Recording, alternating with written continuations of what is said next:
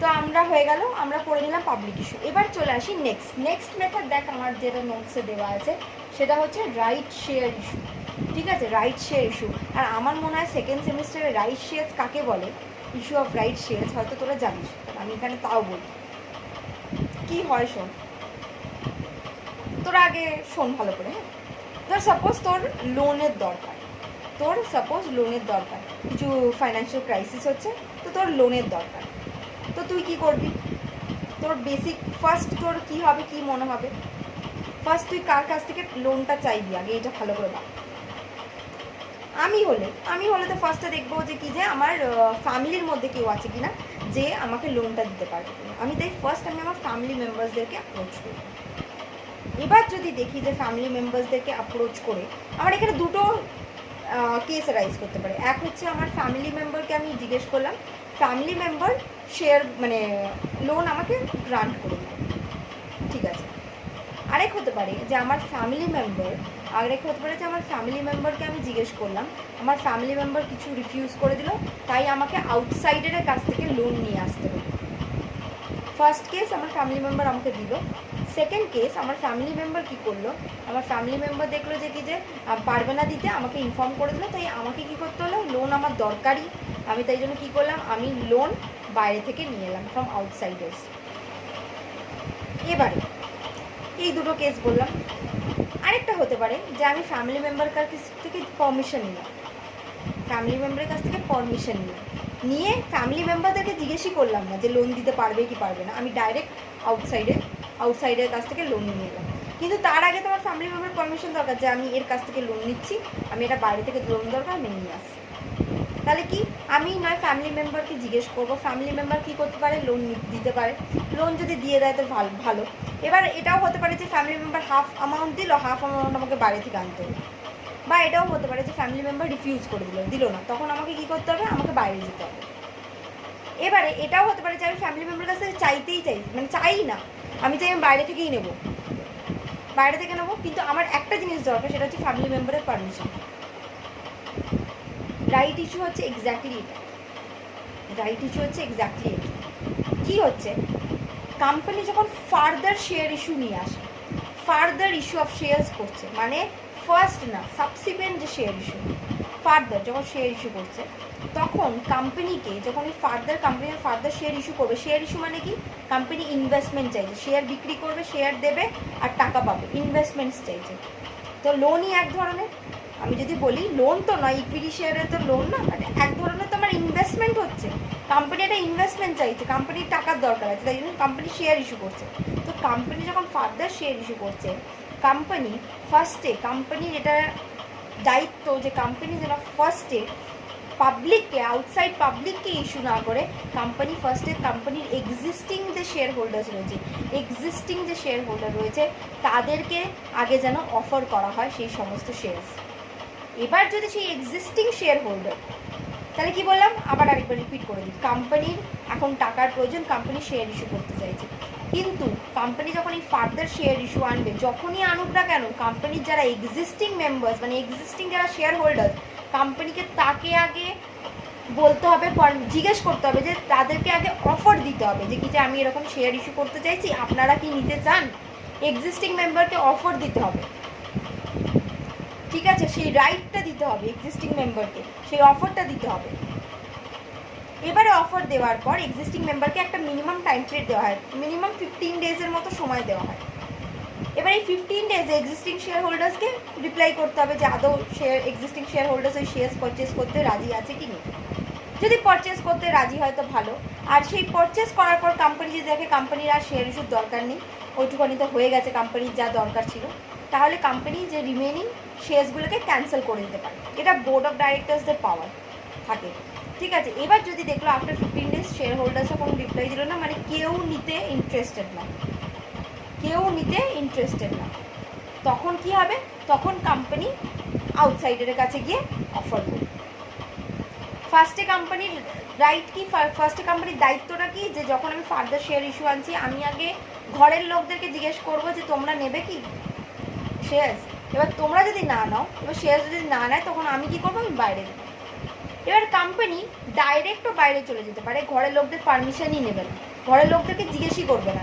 Company চায় কোম্পানির members বাড়ুক, কোম্পানি এক্সিস্টিং মেম্বারের মধ্যেই থাকতে চাইছে না, কোম্পানির মেম্বার্স বাড়ুক। আমি যখন শেয়ার ইস্যু করছি সে তো কোনো না কোনো প্রবলেমে ওনার হয়ে যাচ্ছে। তো কোম্পানি চায় আমার মেম্বার্স বাড়ুক, আমার দরকার নেই এক্সিস্টিং মেম্বার্সকে আমি জিজ্ঞেসই করবো, মানে আমার অফারই করবো না। কিন্তু অফার তো করতেই হয়, এইটাকে এই জন্যই রাইট ইস্যু। কিন্তু যেহেতু অফার করতে চাইছি না, তাই জন্য আমার তাদের পারমিশনটা দরকার। যেটা আমি বললাম যে বাইরের লোক থেকে আমি ডাইরেক্ট নেবো, ঘরের থেকে নেবো না, কিন্তু ঘরের পারমিশনটা দরকার। আর এই পারমিশন দেবে হচ্ছে shareholders by passing special resolution in general meeting. Special resolution in general meeting. কারণ কি, যখনই আমি শেয়ার্স কাউকে ইস্যু করছি বাইরের, তখন কি হয়ে যাচ্ছে, শেয়ার্স ইস্যু করা মানে হচ্ছে আমার ফ্যামিলির মেম্বারগুলো বাড়তে থাকছে, ফ্যামিলির ওনার্স বাড়তে থাকছে।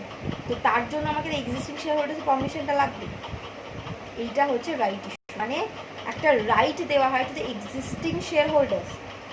রাইট দেওয়া হচ্ছে তাদেরকে এক্সিস্টিং শেয়ার হোল্ডার্সকে, যে কোম্পানি যখন ফার্দার শেয়ার ইস্যু করবে, সেই শেয়ার ইস্যুতে এই এক্সিস্টিং শেয়ার হোল্ডার্সরা সেই শেয়ার্সগুলো কিনতে পারে, তাদেরকে সেই রাইটটা প্রোভাইড করা হয়।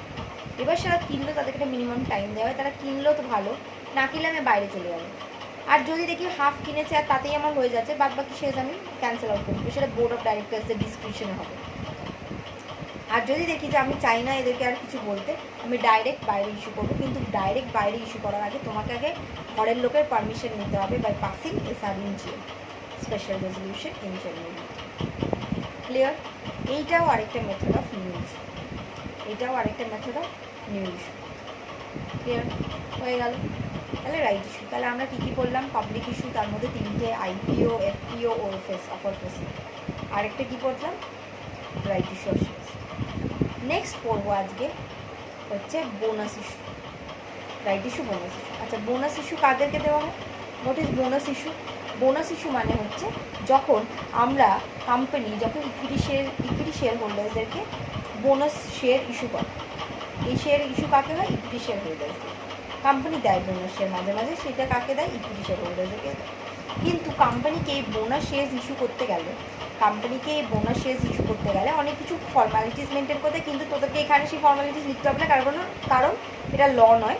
কিন্তু বেসিক যে কি আইডিয়াটা সেটা তোকে রাখতে হবে। বোনাস ইস্যুর জন্য কোম্পানি কি দরকার পড়ে? আর্টিকেলের অথরাইজেশন, মানে article should permit, article should allow যে বোনাস ইস্যু করতে পারবে কোম্পানি। তাহলে কোম্পানি কী করে? বোনাস ইস্যু করে ইকুইটি শেয়ার হোল্ডারদের। আর কি কি কন্ডিশন আছে? আর কন্ডিশন হচ্ছে কোম্পানি যখন বোনাস ইস্যু করবে, কোম্পানির যেন কোনো রকমের মানে কোনো অ্যামাউন্ট হয়তো কোম্পানি রিপে করতে, কোনো অ্যামাউন্ট হয়তো পে করতে পারেনি। ধর কোনো লোন নিয়েছিল, তার লোনের অ্যামাউন্ট, তার ইন্টারেস্ট অ্যামাউন্ট কোম্পানি রিপে করতে পারেনি। বা ধর গ্র্যাচুইটি, মানে এমপ্লয়িজদের সেই সব প্রভিডেন্ট ফান্ড, এই সমস্ত টাকা কোম্পানি হয়তো দিতে পারেনি। এই সমস্ত কিছু যদি কোম্পানি ডিফল্ট করে রাখে, কোম্পানি কোনো দিন বোনাস ইস্যু করতে পারবে না। ক্লিয়ার? তাহলে কোম্পানি বোনাস ইস্যু কখন করতে পারবে না? কোম্পানি বোনাস ইস্যু করতে পারবে না ইন কেস যদি কোম্পানি কোনো ডিফল্ট করে রাখে। Default in payment of dues, in payment of তোর প্রভিডেন্ট ফান্ড, গ্র্যাচুইটি, এই সমস্ত যদি ডিফল্ট করে থাকে, তাহলে বোনাস ইস্যু করা সম্ভব নয়। কোম্পানি এগুলোই দিচ্ছে না, আবার কিসের বোনাস? আগে মেন জিনিসগুলো দাও, তারপরে বোনাসের কথা ভাবা যাবে, তাই না? যেগুলো মেন এমপ্লয়িজদের প্রাপ্য সেটা আগে দিয়ে দাও, তারপরে তো বোনাস পাওয়া যাবে। প্রাপ্যই দিচ্ছে না, তাহলে বোনাস ভেবে লাভ নেই, অ্যালাউ করবে না। কিন্তু কোম্পানি যেই মুহূর্তে ওই ডিফল্টগুলোকে মিট আপ করে দেবে, তখন কোম্পানি বোনাস ইস্যু করতে পারবে। ঠিক আছে? আমরা এক্সট্রা তখনই দেবো, বা একটা কিছু বোনাস এক্সট্রা তখনই দেবো যখন আমার এক্সিস্টিং সমস্ত ডিউজ আমি মিটিয়ে রাখবো। এক্সিস্টিংয়ে যদি ডিউজ পড়ে থাকে, তাহলে আগে ডিউজ পেটা, আবার নতুন করে কিসের বোনাস ইস্যু? বোনাস শেষ, তাই জন্য ইস্যু হয় না। আর কি? আর্টিকেলসের অথরাইজেশন লাগে। আর হচ্ছে বোনাস শেষ কোনোদিন bonus cannot be issued in lieu of dividend.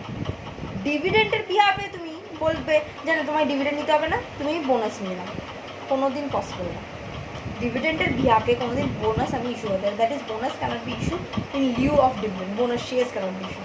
আমি বললাম তোমার এত টাকার ডিভিডেন্ড আছে, তো ঠিক আছে আমি ডিভিডেন্ড দেবো না, তোমাকে বোনাস শেষ নিয়ে নাও। বোনাস আর ডিভিডেন্ড এক নয়। ক্লিয়ার? আর কি? বোনাস যদি একবার ডিক্লেয়ার করে দিই আমি ইস্যু করব, সেটাকে আমি কোনোদিন রিভোক করতে পারি না। একবার ডিক্লেয়ার করে দিলাম, আমি সেটাকে কোনোদিন আবার রিভোট ব্যাক করতে পারবো না যে না আর ইস্যু করবো না। তাই কোম্পানিকে সমস্ত বুঝে শুনে বোনাস ইস্যু করতে হয়।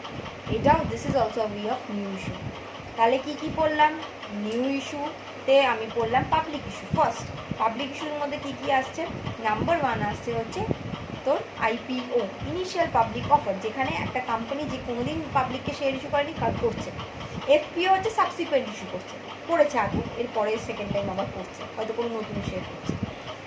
হলো নেক্সট আমি কি বললাম, ওএফএস, মানে এখানে কোম্পানির দায়িত্ব দিতে একটা ইস্যুইং হাউসকে কোম্পানির বিহাফে শেয়ার ইস্যু করতে, তাই সমস্ত কিছু কী হয়, সমস্ত কিছু লিগাল ফর্ম্যালিটিস ওই ইস্যুইং হাউসকে ফুলফিল করতে হয়। নেক্সট বললাম কি রাইট ইস্যু, মানে এটা কোম্পানির রাইট যে যখন কোম্পানি ফার্দার শেয়ার ইস্যু করবে আগে কি করবে, আগে এক্সিস্টিং যে শেয়ার হোল্ডার্স তাদেরকে জিজ্ঞেস করবে, বাড়ির লোককে আগে জিজ্ঞেস করবো, বাড়ির লোক না দিলে বাইরে যাব, আর বাইরে যদি আমি ডাইরেক্ট যেতে চাই তাহলে বাড়ির লোকের আগে পারমিশন নেবো বাই পাসিং এসআরএনজি। বোনাস ইস্যু কী করবো, বোনাস, আচ্ছা বোনাসের বেসিস অফ ইস্যু কি, বোনাস ইস্যু করতে হয় হচ্ছে আমার ধর একটা প্রপোর্শনে তো ইস্যু করতে হয়, ওই প্রপোর্শনটা কোম্পানি ডিসাইড করে নেবে যে কীভাবে বোনাস দেবে না দেবে, সেটা কোম্পানির ওপরে ডিসিশন করছে, ঠিক আছে। আর রাইট ইস্যু সেরকমভাবে, রাইট ইস্যুটা একটা প্রপোর্শন হয়, সেই প্রপোর্শনটা ডিপেন্ড করে হচ্ছে যে এক্সিস্টিং শেয়ার হোল্ডার্সদের যে শেয়ারটা অলরেডি নেওয়া ছিল on that basis right share issue হয়। কারো কাছে 30,000 ছিল, কারো কাছে 20,000 ছিল, তা 3:2 রেশিওতে আবার নতুন শেয়ার ওদেরকে ইস্যু করলাম, ঠিক আছে, ওই প্রপোর্শন। বোনাস কোম্পানি ডিসাইড করে যে কী করবে। আর বোনাস ইস্যু কী বললাম তাহলে, বোনাস বললাম হচ্ছে যে কোম্পানিকে কী করতে হবে, বোনাসের ক্ষেত্রে বোনাসের আর্টিকেল অথরাইজেশন লাগবে, কোনো ডিফল্ট থাকলে হবে না, আর কি bonus in lieu of dividend আমি ইস্যু করতে পারি না, আর বোনাস কোনো দিন যদি declare cannot be report. So clear.